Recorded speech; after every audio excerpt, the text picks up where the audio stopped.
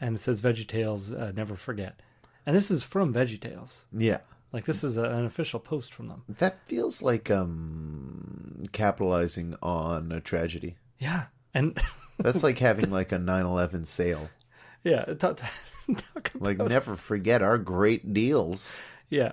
Talk about capitalizing. I saw another post later on that said it was Smash Mouth remembers 9/11. So weird. And it's like, yeah, but nobody remembers Smash Mouth. Well, you're just capitalizing on that. It was, and then another one that was. You think someone... 9/11 happened, Smash Mouth was like, oh man, it's all downhill from here, and it was. Yeah, it was. Well, for the world or for their careers? Well, for them personally. Okay. Yeah. And it's like, well, in 16 years from now, let's tell the world that we remember, and in turn, they will remember us. It was a very strange thing. And then someone posted a little image, very unrelated to anything else other than burgers, which is what we do here. Yes. It was like a coupon that Burger King had given out a year after 9/11. Really?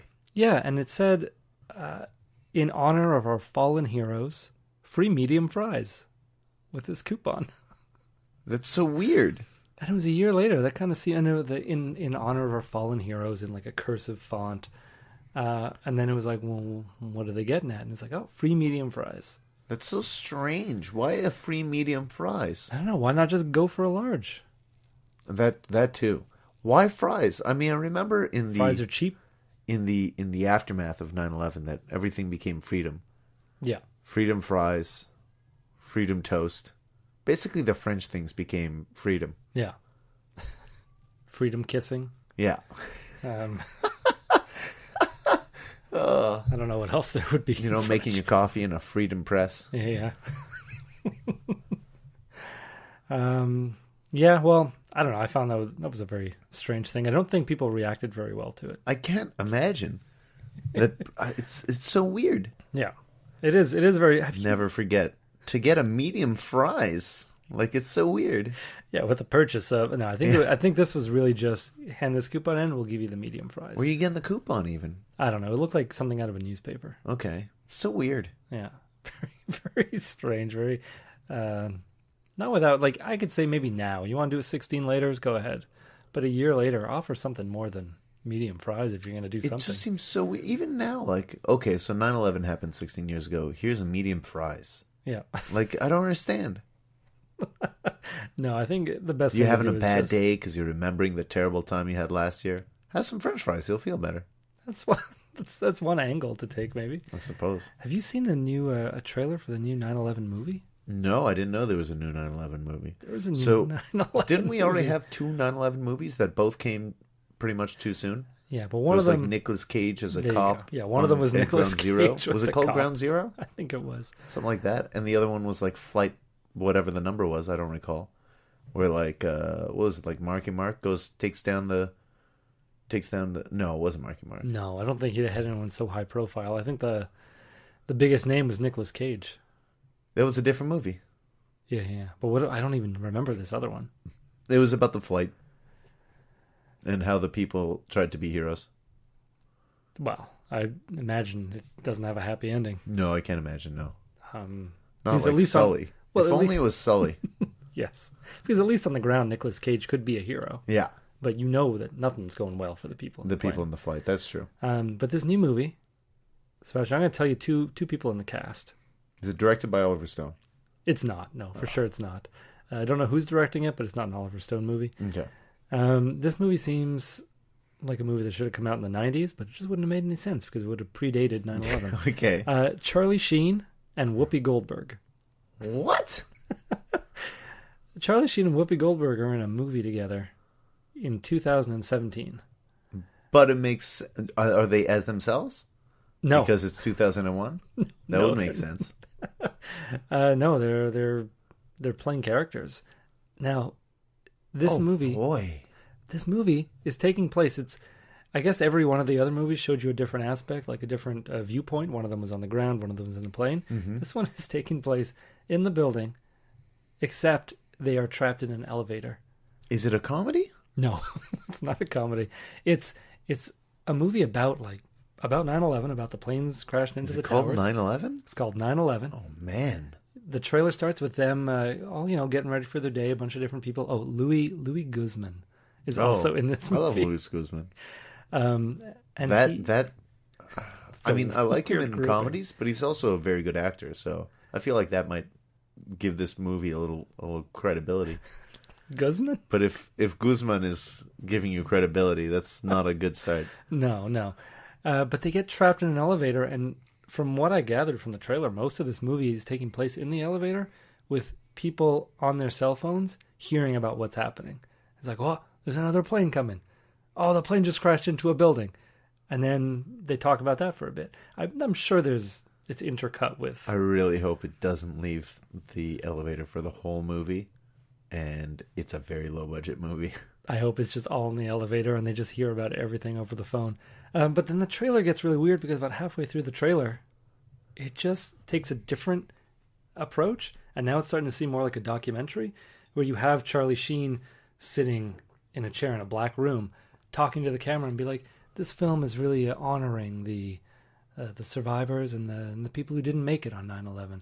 And it's like, what is happening? Wait, are you justifying your movie in the trailer? Is that like how much damage control you're ready to do? It seems like it. It Jeez. seems like it's they completely pulled away from the idea of it being a movie halfway through the trailer, and now they're just... And it's like, why wouldn't you have the survivors of the people who you were portraying? Yeah, That's instead of Charlie their Sheen role. It's not going like, listen, don't hate me. I know the movie's not out yet, but Yeah. don't hate me. Whoopi and I, we worked hard. Luis is here. He's respectable. Sometimes. It's just this. It just seemed insane to me. I can't imagine it does well. I don't think any of the 9/11 movies do very well. No, I don't think they do, because nobody really wants to relive that, do they? No, too soon. Except Charlie Sheen. Charlie Sheen, in all fairness, he's been pretty out of it the last like 2 decades, right? What do you mean? Well, You think like he just missed 9/11? I think he And he wants was to like, this recapture. sounds like an interesting movie. Yeah, it was only halfway through. Someone told him, "It's like, no, this really happened." And that's why it was like, I need to do a little thing on the side to explain It's that like, we're honoring them. it's like, or we do reshoots where I'm not so dramatic and insane. Yeah. because I thought this was a story that was made up. It's the same guy who talked about having tiger blood. Yes, that's right. Man, What was he doing with the tiger blood? Was it coursing through his veins? yeah. Was it really, though? Well, he claimed it was. Hmm. Yeah. But anyway, I encourage you to watch that trailer if you have a moment. I'll check it out. Let's watch it right now. I'm curious.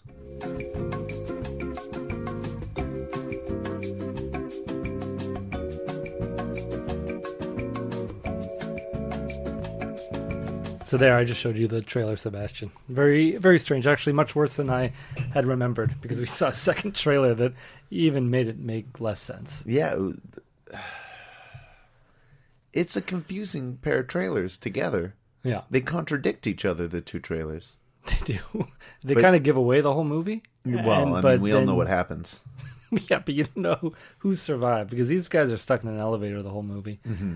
But- It is funny, though. It's like they're on the phone, and the elevator shakes, and they're like, oh, no, the second tower just got hit. Yeah. We're under attack. So it's just news footage and a shaky camera in an elevator, and that's how they made this movie. And Charlie Sheen. And Charlie Sheen. Yeah, the budget went to Charlie Sheen. Everything else just had to go to... they had to cut corners, I think. Yeah. Which is not a very interesting take on the... Not a very interesting viewpoint, I think. No, I don't know, man. Oh, let's move on from this 9/11 movie. Let's get to these burgers, Matthew. Get into something more cheerful. These provolone stuffed burgers. Yes. What was what were you thinking when I texted you earlier today to say, Matthew, I'm coming over. I've got this Goodfood burger. I'm gonna fry it up at your place. I was thinking, yeah, all right. It sounds like very little work for me. I don't have to leave my place. That's true. So yeah. that's A1 Yeah. Okay. in my books. That would have maybe made this burger a little better. Some Yeah. A1 sauce. Yeah. The picture of it looks very good. Mm-hmm. The It's got provolone just oozing out. yeah. I found like when these burgers were cooked, though, they were not cooked enough, even though we went over the recommended time. Mm-hmm. They were left very pink in the inside. Yes, I think that may have been my fault in part for not making the patties flat and wide enough. Okay. But I was told to make a ball of cheese. I followed the instructions, make a ball of cheese and put it between the two patties and smush them together. And that's what I did. Yeah, so you follow the directions. I think there was some fault in what they told you to do. thanks, Matthew. Yeah. And also you're not supposed to be eating raw meat. No, but it wasn't raw. I mean, the middle was kind of raw. It like I had the taste of raw meat on the very inside, the very like just the little bits of it. Yeah. They were like, yeah, that meat's not cooked at all. I don't think that's healthy. I think for ground beef, you always need to cook that all the way through, even when restaurants offer you like medium rare. I don't know if that's healthy. I think that's fine once, depending on the quality of the meat. Because normally, like, you're not supposed to if the meat is like ground beef that's been all mixed up, that's when you can't leave any of it uncooked. Why not? If you have a steak, like a slab of Sure. meat, as long as it's never touched the air, Oh. then that's fine. But grounded up meat is never supposed to be served rare. I did not know this. I don't know how this works. I'm not entirely sure how it works, but I think that is some kind of rule. I don't think you're going to die eating raw meat. No, I think I'm fine. It's much better than eating raw chicken. I'm pretty sure you could just put a bowl of ground beef and eat it with your hands. Yeah, I think so. I don't And know. you'll be okay. Yeah, they have the... You might have an upset stomach. You might need a ginger ale. Yeah, I mean, what are the chances your cow has had mad cow disease? Probably pretty bad. Yeah. Yeah. I feel like that hasn't been an issue in years. Yeah. That was like the 90s was a real issue. Yeah. That's when you really had to cook your burgers. Yeah. So, Matthew, what do you think of the burger? This provolone stuffed, kale topped. It was kale with lemon juice, a little bit of oil, salt, and pepper, topping this beef patty that was made from beef with a little salt and pepper, some lemon zest, and stuffed with provolone on a pretzel bun. Matthew, you ate it before my very eyes. What did you think? You know, I thought it looked very good. Mm-hmm. I thought it was that you were putting a lot of... What was it? What were you putting on top of it? You just said it. You just said it. Kale? Yes. You put a lot of kale on top of it. I was thinking, that seemed like a lot of kale. But it was fine. You know, it fit the burger. But Yeah. the thing, there's a lot of lemon in there. It's very lemony. Yes. There was garlic mayonnaise where it suggested I put a quarter of a lemon's juice in there, but it was too lemony. The most lemony burger I've ever had. I think it wins the award for most lemony burger. The bun was nice, the pretzel bun. The cheese, I like the idea of putting two patties with the cheese in the middle, cooking it that way. That was a nice little surprise. And it was just something a little different. But overall, I found it to lack some taste. And I didn't get to put any condiments on. I kind of wanted No, that was like garlic mayo. Maybe a little more mayonnaise. Okay. But yeah, I'm not too sure. It's so fresh in my mind. It's kind of hard to give a rating. I'm not ready to rate it yet. Okay. Well, I felt like this was a pretty fresh burger with kale and lemon. Yeah. Lemon zest in the burger, lemon in the juice in the kale, lemon juice in the mayonnaise, lemon all over the place.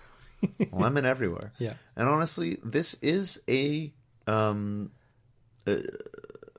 common problem I seem to have with these Goodfood boxes. Almost every dish that includes lemon or lime seems like what they call for is far too much lemon. It's always, maybe they need to start picking smaller lemons or rework their recipes because it's just always so lemony. This was a little too lemony. I agree. I feel like no lemon in the garlic mayo would have made it better. I feel like, if we just took out that lemon, it might have made the difference. I feel like I didn't really notice the lemon zest in the burger patty. No. Because there was just lemon everywhere. Yeah. I feel like provolone was not necessarily a good choice because if it was, you didn't really taste it that much. It was in there. It was more of a texture thing, but you didn't really taste it. If you put something with a stronger flavor, like a cheddar in there, Yeah, or some sharp cheddar, yeah.